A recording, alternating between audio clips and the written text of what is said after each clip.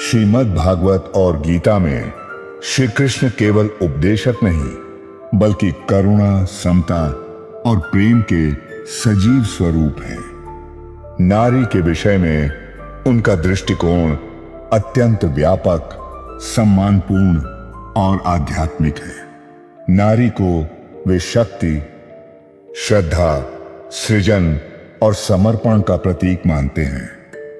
नारी केवल समाज की इकाई नहीं, सृष्टि की मूल शक्ति है।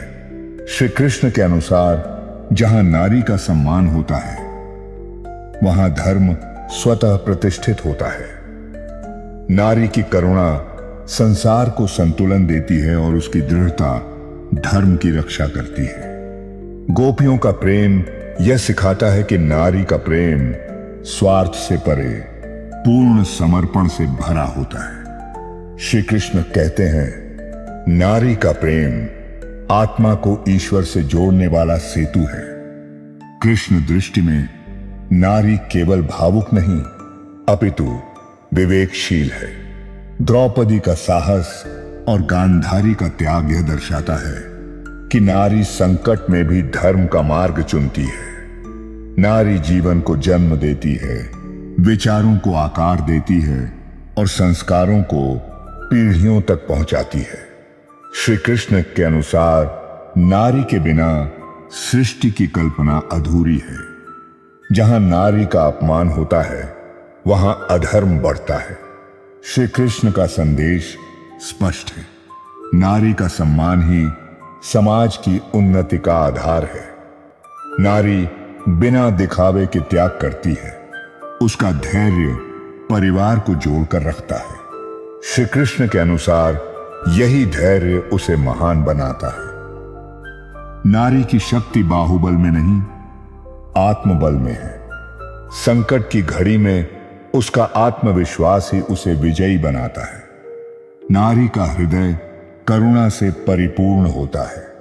श्री कृष्ण कहते हैं, करुणा ही वह शक्ति है जो शत्रु को भी मित्र बना सकती है। श्री कृष्ण नारी को बंधन में नहीं, स्वतंत्र चेतना में देखते हैं। उसकी स्वतंत्रता ही समाज को नई दिशा देती है।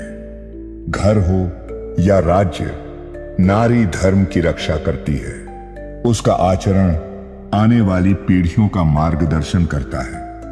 श्रीमद् भागवत में नारी केवल अनुयायी नहीं, नेतृत्वकर्ता भी है। श्री कृष्ण मानते हैं कि नारी सही दिशा दे सकती है। नारी समर्पित भी है और साहसी भी। यही संतुलन उसे अद्वितीय बनाता है। नारी ज्ञान को केवल अर्जित नहीं करती, उसे जीवन में उतारती है। श्री कृष्ण की दृष्टि में यही सच्ची साधना है। संवेदनशीलता कमजोरी नहीं बल्कि शक्ति है। नारी की संवेदना संसार को मानवीय बनाती है। परिवार और समाज का विश्वास नारी पर टिका है। श्री कृष्ण कहते हैं, विश्वास ही धर्म का प्रथम चरण है।